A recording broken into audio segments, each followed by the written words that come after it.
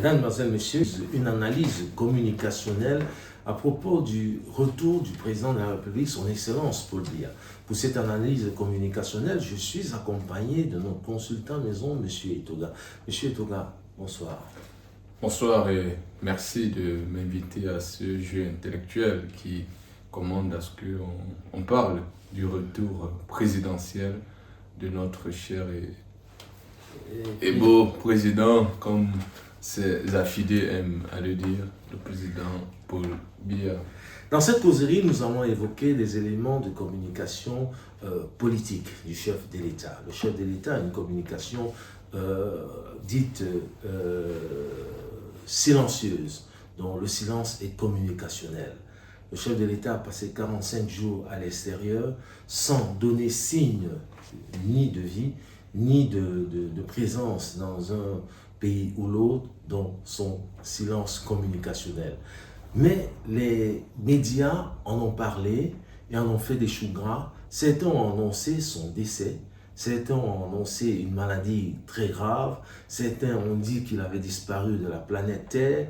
Monsieur Toga, est-ce que ce brouhaha médiatique n'était pas en faveur plutôt du chef de l'État? Avant de rentrer dans les retombées politiques de cette communication silencieuse théorisée par le professeur Imar Medjo, le silence et communication qu'a pratique le président Paul Biya, j'aimerais naturellement m'amuser à dire en termes allégoriques que le président Paul Biya a fait mieux que Jésus en termes de résurrection. Il est à sa troisième, si je commence à dénombrer en 2004, il était revenu et a prophétisé sa mort dans une vingtaine d'années. Nous sommes rendus à la réalité de cette prophétie. Et naturellement, en 2018, des maîtres à penser sur la mort comme Guy Parfait-Sangay de Vérité Mémoire avait, dans une émission chez un de vos confrères, prophétisé une fois de plus la mort du président Biya avant la tenue des élections. Sauf que, coriace comme il est, il a survécu à des morts virtuelles, à des morts des pharisiens, je ne sais pas s'il faut les appeler ainsi. Et donc, nous sommes en 2024. Le sentiment que les Camerounais, pour le dire prosaïquement, les Camerounais se sentent abusés de son existence et le tuent à tout bout du champ. Nous sommes devenus des West End, du Far West. Et donc on considère que le président de la République, son Excellence Paul Biya, est un gringo et qu'il faut en finir avec lui parce que nous sommes des muchachos. Et si je dois maintenant analyser plus sérieusement votre question qui, à mon sens, est quelque chose de fondamental, je dirais tout simplement que le président Paul Biya, par ce silence, il montre une fois de plus la maturité dans la gestion de la communication, la maturité dans la gestion de la chose politique, la maturité dans l'orientation idéologique qu'il aimerait laisser à ses pairs que nous sommes.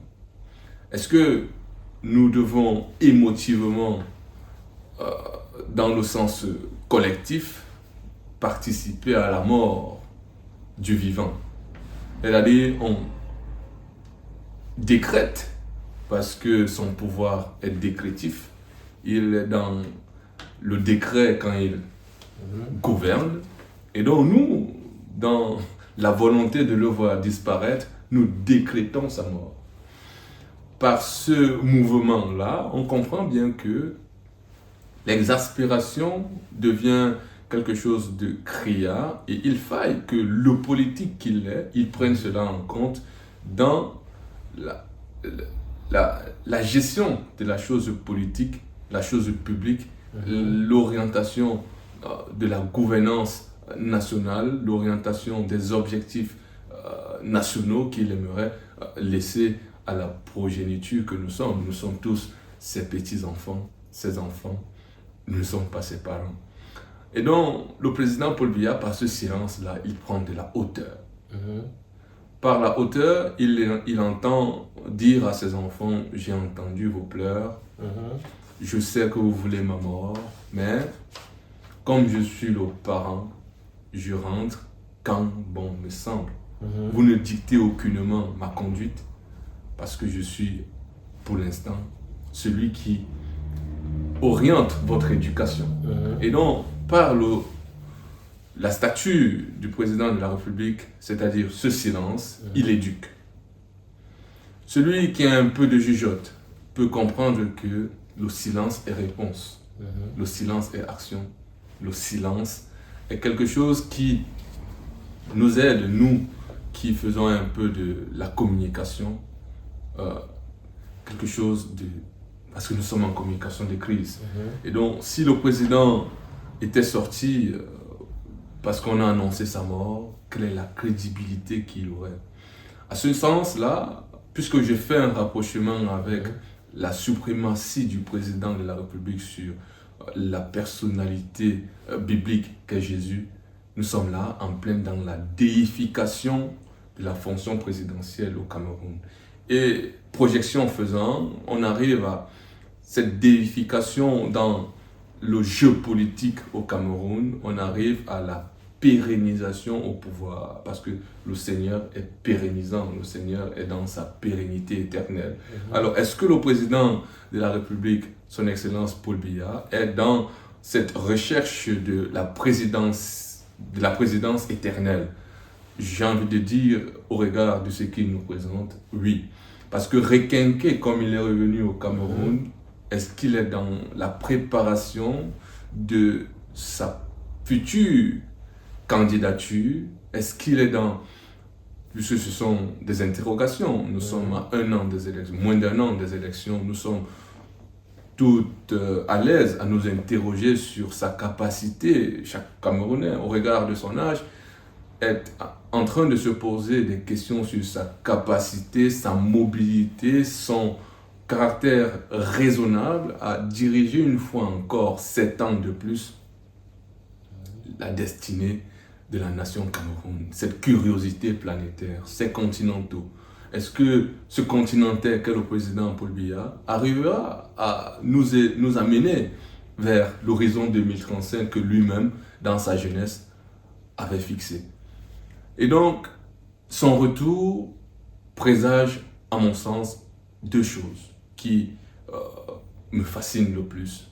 C'est-à-dire sa jeunesse, il revient jeune, parce qu'il envisage une quelconque candidature présidentielle. Et il revient avec une vision prophétique. C'est-à-dire que l'éducation au Cameroun est à revoir. Quelle est l'orientation que nous accordons à l'éducation? L'éducation familiale, j'entends. Qu'avons-nous donné à nos enfants pour qu'on en arrive à décréter la mort d'un individu, à souhaiter la mort d'un individu? Est-ce que, parce que le président de la République, par ses actions, impacte sur ma vie en tant que citoyen, je dois, par besoin de révolution qui a échoué, par besoin d'esclandre sociale qui a échoué, par besoin de révolte communautaire qui a échoué, j'arrive par exaspération totale à décréter sa mort, à le déifier son pouvoir. Et la déification du pouvoir du président Paul Biya consolide sa réélection. Parce que la perception que ça crée au sein du citoyen camerounais, c'est que le président Paul Biya, vous entendez souvent ce genre de discours, je suis en suis certain, le président Paul Biya, son pouvoir vient de Dieu. Et c'est Ernest Obama, un de vos confrères, qui, parlant de Samuel Eto'o, disait « Celui qui n'a pas peur de Dieu n'a pas peur Samuel Eto'o, je pense. On peut dire celui qui n'a pas peur de Dieu n'a pas peur du président Paul Biya. Celui-là qui a dépassé Jésus. Et donc vous voyez ici que le président Paul Biya, dans sa trajectoire politique, est dans quelque chose qui est incompréhensible par le commun des mortels. Il faille s'en remettre à Dieu, comme le commun des Camerounais a bien voulu déifier son pouvoir. Donc, mais est-ce que le président de la République, son Excellence Paul Biya, n'a pas donné une leçon politique à l'opposition? alors, le président Paul Biya, dans son magistère politique, je ne pense pas qu'il considère l'existence de l'opposition. L'opposition est considérée, à mon sens, comme une foule, celle-là qui ne raisonne pas, celle-là qui est émotive, celle-là qui manque de crédibilité, celle-là qui, à mon sens, est dans une existence inexistante, celle-là qui vit de buzz, celle-là qui communique sans communicant, celle-là qui est dans une politique une politique juste pour accompagner le président Paul Biya à définir l'État Cameroun comme étant un État démocratique. Et donc, ces oppositions-là existent par la volonté présidentielle. Parce que s'ils étaient des véritables opposants, je pense qu'ils auraient, à mon sens, des mécanismes de travail qui les aident à structurer un discours qui émancipe le citoyen que je suis, le citoyen que vous êtes, et à reconsidérer les combats qu'ils mènent, à articuler leur discours sans toutefois fragiliser les principes constitutifs de l'existence des nations, de l'existence de l'État. À savoir qu'aujourd'hui, on parle de séparation, non pas de pouvoir au Cameroun, mais de séparation en termes de territoire. Quel est le discours que tient l'opposition dans le débat sur la sécession au Cameroun? Si vous discutez avec un Camerounais qui a décrété la mort du président de la République, il va vous dire qu'il y a la guerre. Mais la question principale est celle de savoir, voudrais-tu la séparation ou alors la division du Cameroun? La réponse, naturellement, serait oui, parce qu'il se sent Camerounais. Si la réponse est oui, la question sous-jacente serait comment arriver à consolider l'unité Cameroun sans toutefois mener la guerre à des indépendantistes qui ont les armes. Vous avez ici maintenant la déification du pouvoir qui rentre dans l'analyse pour dire que le président de la République, dans son approche, a été un peu mal conseillé dans la mesure où il a envoyé l'armée. Mais quel est le rôle d'une armée? Et donc, à ce niveau-là, l'opposition camerounaise est dans une analyse émotive qui n'aide pas à éduquer un quelconque citoyen quant au principe de l'existence d'un État. Et fort malheureusement, nous avons cette opposition au Cameroun qui manque de tact dans l'analyse et qui manque de stratégie de communication pour, n'est-ce pas, faire avancer son discours sur la masse. La communication des masses est inexistante dans la sphère de l'opposition au Cameroun. Et vous voyez ici les 20 ans d'avance que le président de la République a sur les différents opposants que nous avons au Cameroun, celle de la communication des masses. Ils ont une communication qui, à mon sens, doit être analysée par l'opposition et essayer de tirer, n'est-ce pas, de tirer parti de cette communication-là pour arriver à quelque chose de fondamental. Ils trouveront un raccourci que je vais couper court ici, parti-État. Le parti-État, ce n'est pas véritablement le cas parce que je considère que dans l'administration camerounaise, il y a des opposants.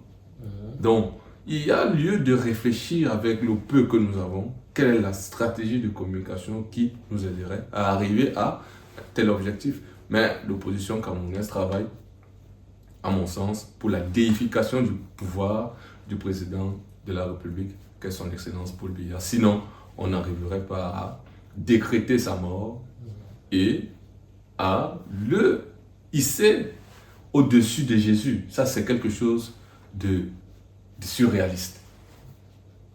Mais la seule chose que l'on peut faire ici, au thème de cette causerie, c'est de souhaiter une longue vie au président de la République, une très bonne santé, et qu'il continue à vaquer à ses occupations comme il a fait lors de son absence, puisqu'on a vu, dès son retour, il a retouché certains membres du corps de l'armée camerounaise. Naturellement, moi, je dirais que le président de la République, s'il est président, c'est parce que je lui ai accordé mon vote.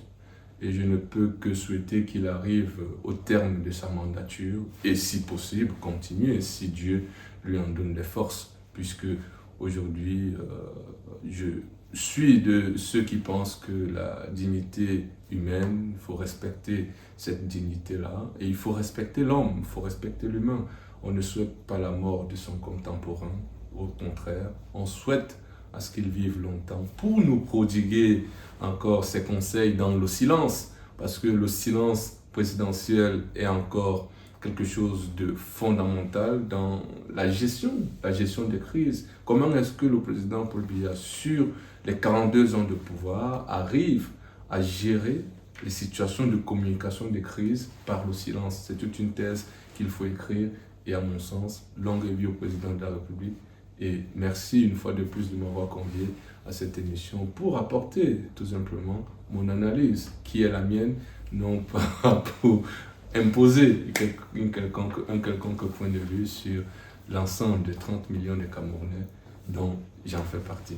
C'est ici que s'achève cette causerie sur le retour du président de la République, le chef d'État camerounais, son Excellence Paul Biya. À très bientôt.